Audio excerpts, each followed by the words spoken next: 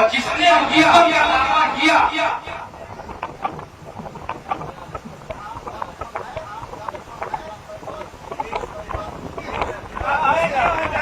کہ وکیل کو دیکھا بھی ہوگا کہ بار بار وہ اس پر مصر ہے کہ رجوع کریں اور میں بار بار محفل کے تقدس کو برقرار رکھتے ہوئے اور صاحب خانہ نے جو اتنا خرچ کیا تھا لمبا چوڑا تقریباً 1.5 لاکھ کا انہوں نے پنڈال ہی بنایا تھا، اس وقت محفل کامیاب ہو جائے ہم لوگ روپ میں افاق و تفہیم کر لیں گے بیٹھ کر کے، بات اسی پر ختم ہو گئی اور عوام بھی اس چیز کو مانی کہ ٹھیک ہے آپ لوگ ابھی ہنگامہ مت کیجیے، یہ جو ہنگامہ کر رہے ہیں غلام جیلانی صاحب یہ زیادہ ہنگامہ کر رہے ہیں، اسی پر لوگوں نے اس بات پر اتفاق کیا کہ بیٹھ کے آپ لوگ محفل کے بعد کھانا کھانے کے بعد بیٹھیے اور اس پر گفتگو شریک کر لیجیے، افہام و تفہیم کر لیجیے، اسی پر اتفاق ہو گیا۔ پھر اس کے بعد ان سے یہ تاکید بھی کر دیا گیا کہ آپ کوئی ایسا جملہ نہیں بولیں گے اپنی تقریر کے دوران کہ جس سے پھر انتشار ہو جائے، کشیدگی ہو جائے اور محفل کا نظام درہم برہم ہو جائے۔ لیکن دیکھیے اس مولوی غلام جیلانی کو جو اپنے عادت بد سے مجبور کہ انہوں نے پھر وہ ذکر کر دیا کہ جو مسئلہ کے اعلیٰ حضرت یا مسئلہ اعلیٰ حضرت یا فتح رضویہ کے مسئلہ سے دگادانی کرے گا اس کے ہم ساتھ نہیں ہیں، مطلب بہت زیادہ بولنے لگ گئے، میں باہر آ گیا تھا، پھر مجھ کو بھی غصہ آیا، جبکہ بات یہ تھی کہ کچھ بولنا نہیں اس میٹر پہ، پھر وہ شروع کر دیا، تو ظاہر سی بات ہے ایک تو اس نے بدتمیزی اسٹیج پر زیادہ سے زیادہ کر لیا، پھر دوسری بدتمیزی کر رہا، دوسری بار سمجھاتا ہونے کے باوجود بھی کہ محفل خراب نہیں ہونے پائے۔ میں سمجھ گیا، مان گیا اس چیز کو، اگر چاہتا تو اسٹیج پر اس کو جواب دے سکتا تھا، بتا سکتا تھا، قرآن و حدیث کی روشنی میں بتا سکتا تھا کہ ماں باپ کی عظمت کیا ہے، ماں باپ کی شان کیا ہے، بتا سکتا تھا، لیکن لوگوں نے کہا کہ روم میں بند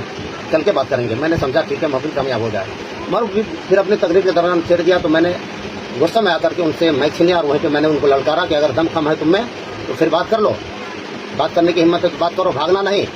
میں کہہ رہا ہوں شاید کہ آپ لوگوں نے بھی سنا ہوگا، وہ کلپ بھی جاری ہے، لیکن لوگ انتظار کرتے رہے محفل ختم ہونے کے بعد، کھانا کھانے کے بعد کہ وہ بیٹھے گا تب بیٹھے گا، لیکن پتہ یہ چلا کہ چپکے سے چور کی طرح وہ پتلی گلی سے نکل گیا، پھر رائے فرار اختیار کیا۔ تو بتائیے رائے فرار اختیار کیا تو اس پہ اس کو رک کے باتیں کرنی چاہیے کہ نہیں کرنی چاہیے؟ مسئلہ کے اعلیٰ حضرت اور تاج الشریعہ سے ہم بھی زیادہ محبت کرتے ہیں، مسئلہ کے اعلیٰ حضرت کے ماننے والے ہیں، مسئلہ کے اعلیٰ حضرت پر کرنے والے ہیں، اور ہم لوگوں کو صلح کلی کہا جا رہا ہے۔ صلح کلی کا مطلب یہ ہوتا ہے کہ مسلمان نہیں ہیں، ہم لوگوں کو مسلمان نہیں کہہ رہا ہے، وہ صلح کلی کہہ رہا ہے ہم لوگ کو، قاضی نیپال کے ماننے والے کو۔ ہم لوگوں کو بتائیے اس سے وہ توبہ کب کرے گا، یا صلح کلی ہم لوگ کو ثابت کرے، مولانا غلام جیلانی ہم لوگ کو ثابت کرے۔ ان سے یہ میں کہہ رہا ہوں کہ جتنی جلدی ہو سکے ہم لوگ صلح کلی ثابت کرے جگہ بیٹھ کے، اگر نہیں کرتا ہے تو پھر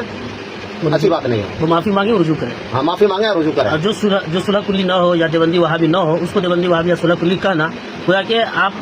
کی طرف پلٹ جا رہا ہے، آپ کے طرف پلٹ جا رہا ہے۔ اگر آپ کی طرف پلٹ جا رہا ہے تو آپ یا تو ثابت کیجیے یا تو آپ ساروجنک طور پہ معافی مانگیں، یہی کہا ہے نا، یا تو معافی مانگے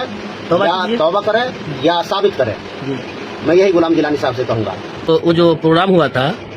وہ کس تاریخ کو ہوا تھا اور کہاں ہوا تھا، اس کی وضاحت کر دیتے؟ جی 5 جولائی بروز اتوار مہوا 16 جنک پور نیپال،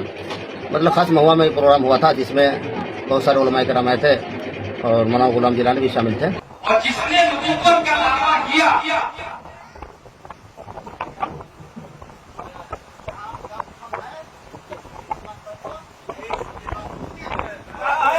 آپ نے ویڈیو بغور سماعت کیا۔ معاملہ دراصل یہ ہے، غلام جیلانی ازہری صاحب نیپال کے ایک جلسے میں گئے ہوئے تھے، وہاں کسی خطیب نے والدین کی عظمت کو پیروں سے زیادہ بتایا، جس پر غلام جیلانی ازہری صاحب نے آبجیکشن کیا تو ان کو خاموش کر دیا، اور جب غلام جیلانی ازہری صاحب کی باری آئی تقریر کرنے کی تو قاعدہ فتاوی رضویہ اور فتاوی تاج الشریعہ کا حوالہ دیتے ہوئے کہا پیروں کی عظمت زیادہ ہے، علماء کی عظمت زیادہ ہے۔ اسی بات پر وہ جو دوسرے خطیب تھے انہوں نے غلام جیلانی ازہری صاحب کے سامنے سے مائک کو چھین لیا۔